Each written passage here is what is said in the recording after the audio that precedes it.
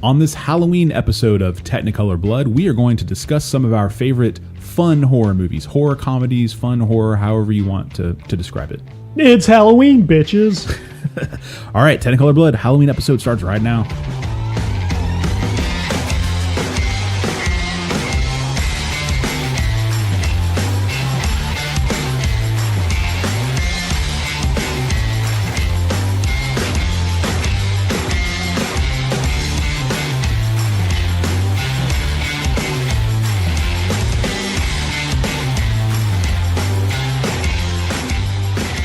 All right, Halloween episode, Technicolor Blood. Here we go. We have a handful of our favorite fun horror films to discuss, and we're going to start with maybe the best on the list, arguably. I don't know. Beetlejuice. Oh, yeah, that's a strong entry. Directed by Tim Burton.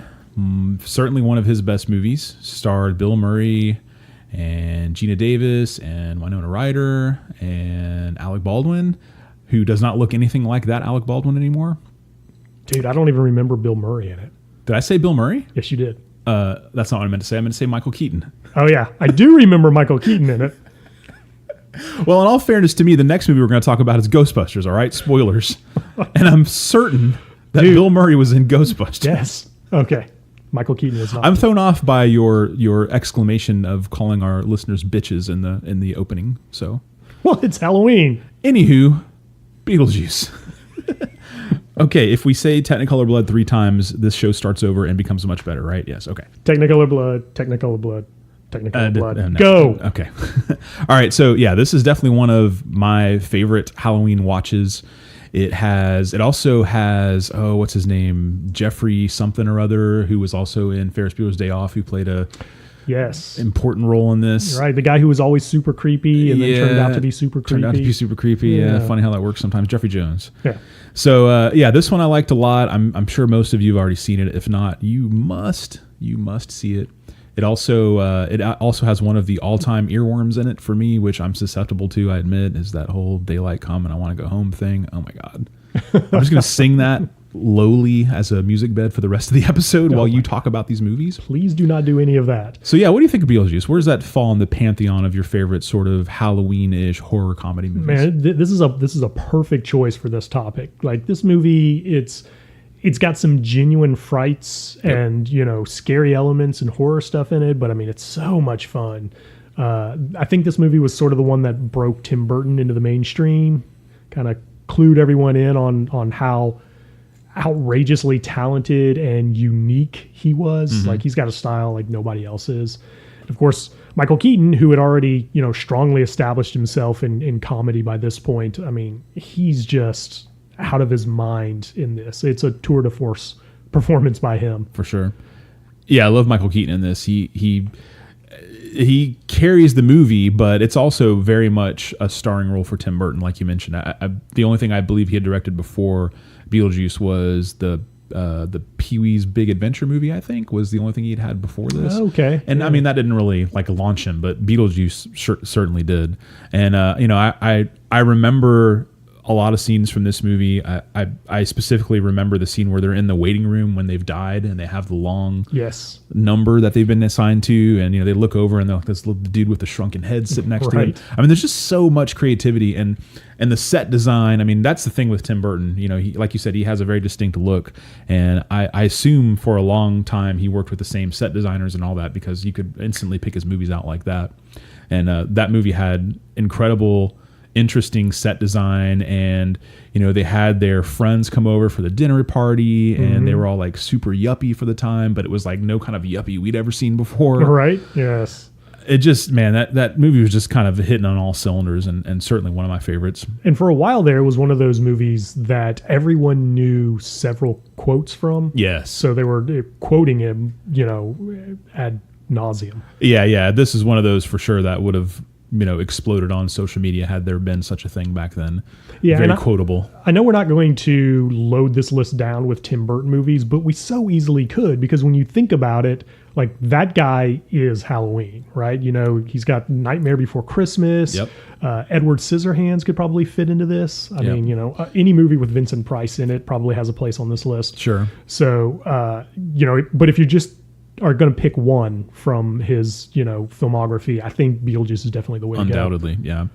All right, next one on our list is Ghostbusters. Obviously, huge, big-time classic. Interesting thing, I think Beetlejuice and Ghostbusters actually came out in the same year. Is that right? Yeah, that's insanity.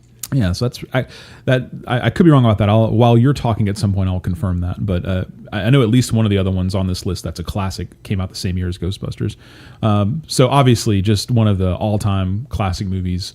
I mean, regardless of genre, is I think a favorite on any film fan's list that was a kid or either a young kid or an older kid or really any age when that movie came out. Bill Murray, so great in those movies. The whole cast really was great. Oh yeah, super strong. Late great Harold Ramis. Obviously Dan Aykroyd. You just had so many actors just hitting on all cylinders on that one. Awesome effects, like the little I forget the little green Slimer. Right. The Slimer ghost is one of the historic ghosts in movie history. Right. You have Rick Moranis. And Sigourney Weaver. Yes. I mean, man, that movie just was packed with talent and great performances. And I had distinct memories too of the whole Keymaster and the Gatekeeper thing getting together, and Zool when he opens the refrigerator. I mean, that movie's just packed full of memories for me. And see, I'm the first one to admit I don't have the best memory even for stuff that I love. I haven't seen Ghostbusters in years, and I remember so much vividly from that movie. So that tells you, at least for me, that's one that I genuinely love. Yeah, I would say from this list, that is the standout crown jewel for me. I love Ghostbusters. I always have, probably always will. Such a great film. And, going through the list, Dan Aykroyd, also the guy who wrote the movie, Right. It's all based on his concept. He'd been kind of tossing it around for years, trying to get something up and running, a variation on it. And then he was talking to Ivan Reitman about it. And Reitman gave him the context to go back and create the version of the movie that we know and love. So originally, I guess Aykroyd's concept for it was that there would be like a franchise of Ghostbusters. They would be on every corner, basically like a McDonald's. And it was set at some point in the future where that was the case. And Reitman was like, that's not the interesting story. The interesting story is, where does this all come from? Like, tell the story of the actual first Ghostbusters franchise and how that gets launched. And that was the germ of the idea that led to the movie that we ended up with. And I mean, it's such a great example of how a really brilliant filmmaker can just offer the right suggestion at the right time on the right script, and it just leads to something magical being made as a result of it. Yeah, I mean, I could watch that movie right now, and I mean, that's one of those that I think I could watch annually. Yeah. And what would you say within the list of Bill Murray performances, where would this one rank? Oh boy, he's so classically Bill Murray in this. I mean, it's got to be at or near the top. I'm struggling to remember some of the other main ones from the 80s. He was in, I guess Stripes was a big one. Sure. Yeah. It's got to be Ghostbusters for me, because when I think of Bill Murray, this is when I picture him in the suit. Right. I picture him, yelling at his Ghostbuster teammates when they're, the whole nice shooting text thing, when they're all like trying to bring Slimer down or not, or whichever one they're trying to bring down it was Slimer in the big hotel lobby. I mean, I think of how he just had that huge don't give a damn in this. He was just there to get with Sigourney Weaver, basically. The whole movie was just for him to get laid. Right. Whereas he was with these like scientists who are super interested in the actual thing that they're doing. And Bill Murray's just like, yeah, sure, the ghosts, whatever. He doesn't even care that there's ghosts. He's just into getting with Sigourney Weaver. Yeah, it was the perfect role for him, because it captures the thing that is so unique about Bill Murray, which is he's hysterically funny. And at the same time, like, you can just tell he's a cool dude. Like, that in reality, if you ran into him at a party, you're probably not cool enough to hang out with Bill Murray. Yeah. Like 5 minutes in, he's going to be done with you and he's going to disappear. And later on in the party, you're going to see him hanging out with much, much cooler people. Right. Right. And that just is so effective in a comedian, because it's so rare, because, comedians are usually outsiders. They're not the cool people. So this role perfect for his personality. Can I tell a really, really fast Bill Murray story? No, I'd like you to tell a slow one. Okay. So Rushmore, portions of that were shot in Houston. I knew a girl who was on the production team for Rushmore, and she had a couple of interactions with Bill Murray, and she said that he was pretty nice to everyone, but for whatever reason, he and her did not get along well. She had to constantly be bringing him. She was updating him with a bunch of information. She had to get him out of his trailer a couple of times, and for whatever reason, they didn't really hit it off. Whereas he was hitting it off with everyone else. Mm-hmm. So, fast forward to the end of the movie, to the rap party. Bill Murray actually goes to the rap party. And they're having this rap party, and during the rap party, Bill Murray walks up to her very slowly, and she's starting to get nervous, like, "Oh God, what is this going to be about?" And he tells her to hold her hand out, and she holds her hand out, and he drops in her hand a rap gift, and it was 2 skull earrings. That just seems very Bill Murray to me. Yes, I agree. That's a great Bill Murray story. Yeah, so I mean, unquestionably, you know, in the argument for the best of whatever genre we've made up here, horror, comedy, fun horror, definitely I agree with you. He's got to be the top one on the list. So what are your thoughts on Ghostbusters 2? The sequel to the movie, I mean, you know, I kind of throw it in there with like Temple of Doom. It ain't great, but I was a kid and I love those characters together. But yeah, the whole thing with the Statue of Liberty and all that, it doesn't hold up too well as an adult. No, it does not. We can't go through all the list of characters and all the things that happened in that movie without mentioning the Stay Puft Marshmallow Man in the first one. I mean, that was a thing. Yes, the whole culmination of that film, where like you get the whole city of New York celebrating at their achievement at the end, that they've, you know, defeated the evil and everything, and there's like the big song montage and like this big crowd celebrating and everything. Yep. Like, you want to talk about a feel good movie, like you walk out of that theater and you're just riding high. Yeah, I feel like New Yorkers probably hold that one close to their hearts, you know. Yeah, you would certainly think so. Yeah. All right, I think we could really talk about Ghostbusters all episode long. Absolutely, yeah. And maybe we'll do that sometime in the future. Let's move on to the next one, though. So, just to clarify what I was saying earlier, Beetlejuice actually came out in 1988, Ghostbusters in 1984. The other one that came out the same year as Ghostbusters in 1984 was Gremlins. Oh, okay. Yeah, that makes perfect sense. So, Gremlins, directed by Joe Dante, starred Zach Galligan? I forget how to pronounce his name. I think that's right. Phoebe Cates. Phoebe Cates. Yeah, Phoebe Cates. Yeah. Anyway, Hoyt Axton played the father, and this one I think we watched last year. I mean, it's more of a Christmas movie. It's not really a Halloween movie, but it's also horror comedy. Right. So I thought it fit, and I mean, there's just so much iconic imagery and like, again, quotes that are very quotable from this, you know, bright lights and the whole "don't feed them after midnight" thing. Just a brilliant concept for a movie, perfectly executed, you know, very well cast. You know, you had that awesome, you know, you can't get them wet. They had that awesome scene where the one gets thrown into the pool and everyone, you know, loses it. I mean, and of course they make, you know, the Mogwais very cutesy. Right. You have the old Chinese man that the dad buys it from, who is also perfectly cast and perfectly made up. And one of my underrated favorite characters from that movie, I forget the character name, but he's the grumpy guy who's always bitching about foreign made things. He's the one who ends up getting like a bulldozer driven through his house or something. And I just think that character amuses me because it sort of resonates for probably a lot of us and maybe some of our family members who are just like, you know, can't count on, you know, I think literally one of the lines in the movie when his TV goes out, he just grumbles under his breath, "Goddamn foreign TV." Right. Yeah. He's the guy that you always have to suffer through Thanksgiving dinner with. Yes, exactly. Precisely it. Like, everyone can identify with that. Well, one of the things that I love most about that movie is that, you know, it's a perfect encapsulation of pop culture at that time, you know, of the 80s at the time. Yep. So if you watch it and you were alive the year that movie came out, you realize that movie is just full of references to other things from 1984 or from the early 80s. You know, like everything the Gremlins do is sort of a meta reference to pop culture at that time.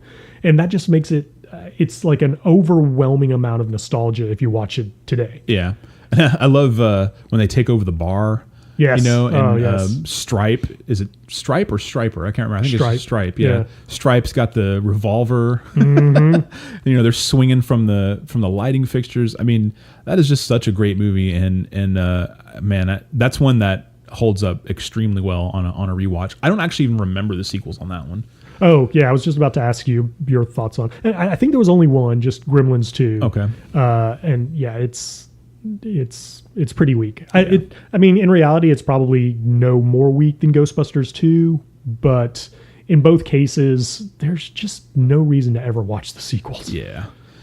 Yeah. All right. Next one up is Young Frankenstein, or Frankenstein, as the film lays out. Absolute classic. Directed by Mel Brooks. I am a big fan of some Mel Brooks movies, Spaceballs and Blazing Saddles, of course. This might surprise you, but I did not love Young Frankenstein as much as I probably should love Young Frankenstein. Oh, that's interesting. Yeah. It's been many, many years since I watched it. So it's one of those that I'm absolutely willing to give it another shot. But like, it's one of those where it's like, oh man, you love Spaceballs, you love Blazing Saddles, you haven't seen Young Frankenstein. So I watched Young Frankenstein and I thought, which is really strange because I love me some Gene Wilder. Man, so for me, it's the exact opposite. I have kind of a low level of tolerance for Mel Brooks' style of humor. So pretty much all It's of a very his dated films, style. Yeah, definitely. So all of his films, including Blazing Saddles, which is arguably his pinnacle, I just, they're okay. They're amusing to me. I don't have a problem with them. I don't need to watch them ever again, sort of a thing. Young Frankenstein is the exception to that. That film just works for me so well. Part of it, I think, is that it's clearly a true love letter to monster movies and to the black and white era of filmmaking. And, I dig that a lot. That speaks to me. Of course, Gene Wilder is good in almost everything he's ever been in. Yes. He's especially good in that film as well as, he's that weird combination of he's the straight man to everyone else. Yeah. And yet he's also a wacky character himself. It's real hard to pull that off. And you don't see many movies even try to do it. When he really cuts loose on a character and gets that sort of frenzied high pitch to his voice, I mean, he's just so encapsulating. Like, he just grabs the screen and doesn't let go. Obviously, in Willy Wonka, he has that whole scene where he's talking to him through the tunnel, and the stuff I remember from Young Frankenstein when he gets like that. I feel like he's one of those guys that was sort of criminally underused in his career. Like, there could have been more of that Gene Wilder. Yes, and he's criminally sort of overlooked today. Oh yeah, for sure. I think there's a whole generation of film goers who probably have no idea who he is, and that's a shame. Yeah, there are some people that think Johnny Depp is Willy Wonka. Yeah. Yeah, so that one that is a big one. I definitely want to give that one another shot at some time, because it's one of those where, like you say, it's a love letter to monster movies. It's Mel Brooks. There's a lot, Gene Wilder. There's a lot of elements to it that individually for me would be a perfect movie. You would think it would like maybe even hit my top 10 or 20, but it just didn't resonate with me. I also feel like of all of Mel Brooks's movies, this is the one that's most ripe to be remade at some point. Mm-hmm. Oh, I could see that. I'm kind of surprised it hasn't, actually. Yeah, it's funny because parody has sort of fallen into this like really crass, the parody films today that come out are just, I don't know, they're more of an industry. Sure. It's just like, oh, well, there's this pop culture movie or this pop culture event that's going on. We have to make a parody of it, and they churn it out and it's done. Right. And I feel like, done correctly with the right amount of talent and taken, ironically taken seriously, I feel like that could certainly be one of them. I would sign up for that. Dude, let me just throw this out to you. What if Tim Burton were to remake this movie and then obviously cast his boy Johnny Depp in the Gene Wilder character? But I mean, so he makes movies that aren't parodies per se, but are clearly referencing entire genres. Sure. I think that would be kind of intriguing. I mean, I would be intrigued by it, but man, Tim Burton hasn't really done a whole lot that's good recently. Like maybe prime Tim Burton, but I don't know about right now Tim Burton. Yeah. I think for me the better choice is just reacquainting myself with that one and giving it another shot. Because I mean, I'll be the first to admit I'm the type that if I'm in a certain mood when I watch a movie, I may not react to it the way I actually should react to it. Yeah, I think everyone's like that. Yeah. So it might have just been at a weird time. And hell, I've had movies in the past that I didn't really like the first time I saw them, and that I love now, or movies that I saw and it's like kind of and then after a lot of time, I ended up loving it much more. So it happens. All right, next one. I don't really remember this one too well. I saw it, but it didn't grip me like it's gripped so much of the cult following it has. Tremors, directed by Ron Underwood. That one stars Kevin Bacon. How much do you recall about that one? So what I recall about that movie is I felt like at the time it was just meant to be sort of a throwaway B movie that would, be a little bit of a cash grab and, instantly forgotten. And unexpectedly to everyone, it ended up being a really, really entertaining movie. It went on to spawn, 4 or 5 sequels, some of which had original cast members, some of which didn't. I don't know that I ever saw any of the sequels. I probably saw the second one and have zero memory of it. Regardless, the first one is stupidly entertaining. I mean, it's just ridiculous how much fun that movie is. Like you said, it's got Kevin Bacon in it, and then the other lead is Michael Gross, who everyone only remembers as the dad from Family Ties. Okay. Yeah, so for people who haven't seen the movie, it's essentially these like 2 redneck dirt farmers out in the deserts of Southwest America who start experiencing this strange phenomenon, which is later revealed to be there are these giant worms just burrowing under the ground. And, you get this awesome combination of like a 50s monster movie, like, something with giant ants or radioactive spiders. Yep. And you merge that with just a lighthearted kind of Disney-esque film where it's an adventure, it's also funny, it's also family friendly, and all those parts just come together and work really, really well in this movie. It's another one of those too that has this life on cable. Like if you're just up really late and you're flipping around, it'll be on TNT or whatever. Yeah, it's crazy that movie still gets played today. Yep. So if you haven't seen it, you should definitely check it out, especially if you have kids. I think it's a great family movie, a great movie to watch around Halloween as well. Yeah, that's another one I could tend to rewatch for sure. All right, next one up is, it's not really supposed to be fun per se or a comedy, but it is fun and it is funny. Scream. Oh, yes. This was directed by Wes Craven. And safe to say, certainly one of our favorites. This came out, I want to say 1996. Neve Campbell, Matthew Lillard, various other folks. Who do you remember? Who was the actor who plays the movie buff, the one who knows the rules to horror films? Was it Seth Green? No, it was the guy that he's the movie version of Seth Green. Okay, I'll check that out. Jamie something maybe. Yes, Jamie Kennedy. Jamie Kennedy. That's Jamie it. Kennedy. Jamie Kennedy. Yeah, yes. yeah. Movie first of Seth Green. That's how I always thought of him. Yeah. He is so awesome in this movie. Like he's kind of the, so the movie, for those of you that don't remember, it's a teen slasher movie, right? So everyone's in high school, they're all teenagers, and they're all getting murdered one by one. And, you've got like the girls, of which Neve Campbell is one of them, and then their boyfriends, and there's some combination of like, jocks and like the cool outsiders and stuff. And then you've got Jamie Kennedy, who's kind of like the super, today we would call him the geek, right? But he's kind of a little too cool to be a geek, but he's definitely the outsider. He's like way, way, way too into movies and stuff. And the screenwriter on the Scream film, Kevin Williamson, who's obviously a huge movie buff, a huge horror movie buff, massively successful screenwriter and director in his own right, but he sort of funnels his character into the Jamie Kennedy character. So he's like putting everything that happens in the movie within context of an actual horror movie. So it's kind of the first movie I remember that had that high level meta quotient where they're talking about things happening in this movie and they're aware that these things happen in movies, right? So you're always wondering like why teens in horror movies, make the dumb mistakes that they do. And in this movie, when one makes the dumb mistakes that they do, like they have to have an answer for it because they're aware that they're doing something dumb. So it's not a comedy. It's all played straight. It's a great horror movie. Everyone should see it if you haven't seen it. But just the humor that comes from that really intelligent, high level concept it's just brilliant. It's one of my favorite slasher films for sure. And this was definitely a pop culture phenomenon when it came out.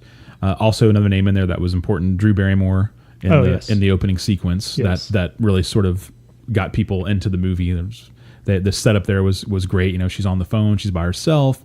She was a big star at the time. That was kind of like in the middle of her run as like a rom-com star. Yes. And she was a big get for that movie. Yeah, and then they kill her off in the opening segment. So yeah. In a shocking way too, because they used her heavily in marketing. Yeah. So you were really led to believe that she was going to be a featured player in that film. Yeah, I assume what they were trying to sort of recapture what happened with Psycho. Yeah. And Psycho, famously, the lead was obviously heavily marketed and then killed off. Right. In a brilliant masterstroke by Alfred Hitchcock. But that's for another episode for sure. Yes. So yeah, that Scream is an all time favorite. So much fun. That's one of those I know that we saw in the theaters multiple times and talked about endlessly. Yeah. And there were 3 more of them. The most recent one coming like after a 20-year break. The second one is also shockingly strong. Mm-hmm. It's also written by Kevin Williamson. And it works really, really, really well. Like it takes everything that works in the first one and then adds a whole nother layer of kind of the meta to it. Yeah, without it being tired. Yeah. It works so well. And then the third one, Kevin Williamson did not come back to write, and that's where it all starts to fall apart. Imagine that. Yeah. All right, next one. Shaun of the Dead. Love this movie. 2004. This is such a great movie. This is the one I believe that got Simon Pegg in the public consciousness the most here. Sort of put him out there in America for sure. In America, yeah. Directed by Edgar Wright, who now is one of Hollywood's most beloved sort of hip directors. Yes, agreed. And this one just was a revelation. So funny, so well written. Simon Pegg, Nick Frost. And those two, they went on to be in Hot Fuzz, and of course and Simon Pegg still shows up in a bunch of movies now. Yeah, he's Scotty in the Star Trek films. Yep, Scotty in the Star Trek films. He's in the Mission Impossible franchise. He's done really well for himself. But the comedy in this movie, the long realization of Simon Pegg's character about what has actually happened is hysterical to me when you watch it now, because now we've had so much overload of zombie stuff, and I can't remember. I can't point back to what started the current zombie craze. I don't think it was this movie. Maybe it was. I don't know. Well, so the way I remember it playing out is Zack Snyder's remake of Dawn of the Dead came out. The one Zack Snyder movie I like. Yeah. And that, I think, primed the pump to allow, like, a year later, or however long it took to write, produce, and then release this movie, and 28 Days Later came out in the same year. Right. And I think when those 2 movies hit, like, that just lit the fuse, and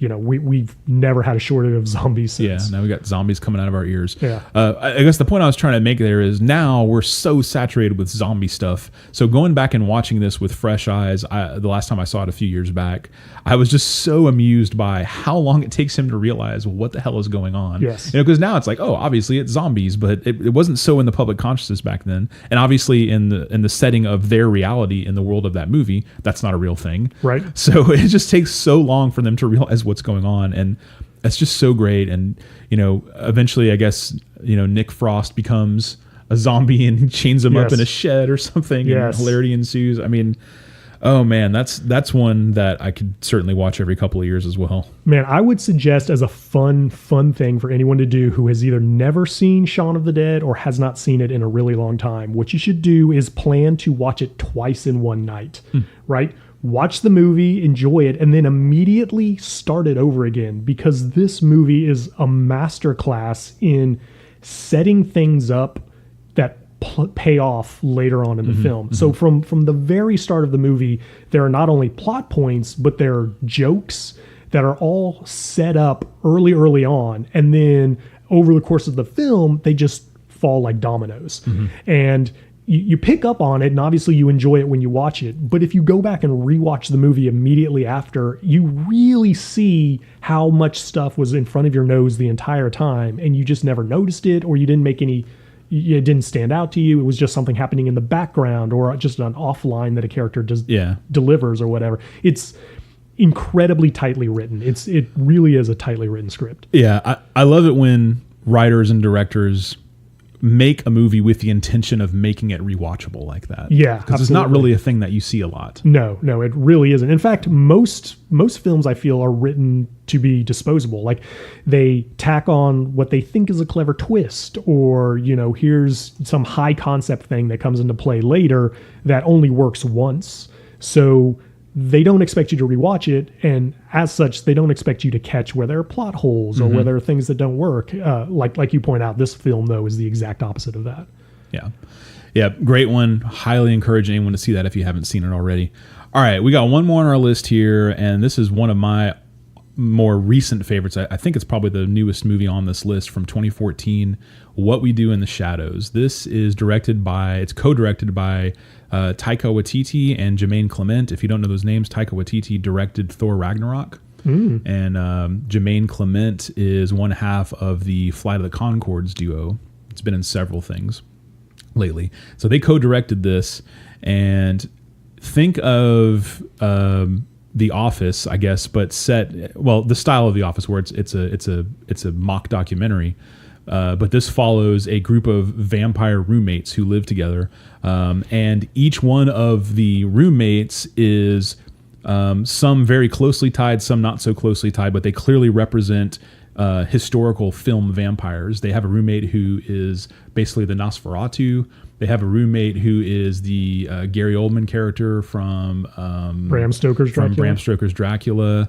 And I don't want to give away all of them, but they all sort of represent one. There's one who represents the vampire from the man. I don't know why I'm struggling so much here. The recent thing with Kristen Stewart, Twilight. Thank you, for the love of God, man. Okay, so they all sort of represent all those type of archetypes with vampires. There's an amazing cameo by Rhys Darby in this. If you don't know Rhys Darby, he was also in the HBO show Flight of the Conchords. He played Murray. He's gone on to do several other things, and he has a little bit more than a cameo, but his role in this is hysterical. I cannot recommend this movie enough. It's funny. It has so much clever writing to it. They play with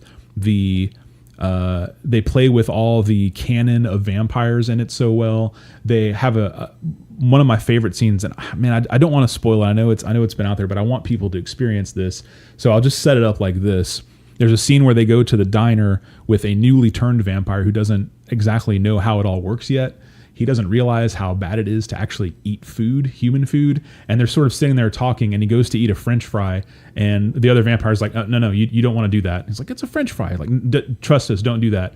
He eats the French fry, and they hard cut to that guy in the back alley just vomiting hundreds of gallons of blood into the air and all over the alley. It is just, that movie is so funny to me. I love it. It's one of those that I didn't see it when it came out. I saw it like 2 years ago. So, and for 2 years, it just hung out there. I didn't know about it. And one late night, we just, my wife and I came across it and watched it, just fell in love with it. That, to me, that one has a lot of rewatchability as well. And that sort of the Taika Waititi character, who, again, he directed Thor Ragnarok. He also played the role of the big, I can't remember the character name, Korg, the big blue rock character in Thor Ragnarok. He also is sort of the main cast member, where he is the one that talks to the camera the most. Like, he's the one like shows you around, like, oh, let me show you the bedroom, let me show you the kitchen, like, oh, there's bloodstains on the floor, I was cleaning that up from last week, I didn't get around to it, that kind of thing. They talk about splitting the rent and chores that need to be done in the house. I mean, I just love this movie so much, and I've seen it many, many a time. So I would highly encourage any of you out there to watch that one as well in this Halloween season. I believe last time I checked it was on Netflix, but it's popped off and on. So well, I definitely know what I'm going to be checking out to prep myself for Halloween. I haven't seen it, so that's number one on my list now. I hope you'll like it. Sometimes I don't know with you though. I never know with you. Well, how about keeps this? me on my toes. I, in preparation for Halloween, will watch What We Do in the Shadows, and you should rewatch Young Frankenstein. That is a deal. We will definitely do that. Cool. All right. Awesome. Okay, well, that's all we got for this standalone episode. Hope you guys enjoyed that. We will continue to do this, try to pump out a couple episodes a week for you. We really enjoyed that one. That was a lot of fun, and we will see you on the next one. Hey, happy Halloween, everybody. And if you're listening to this after Halloween, happy Halloween for next year. All right, guys, and one last pitch. At TechBloodPod on Twitter if you want to get with us and give us some suggestions for topics, whatever else, and we're happy to talk about it. So you guys have a happy Halloween, and we'll see you on the next one.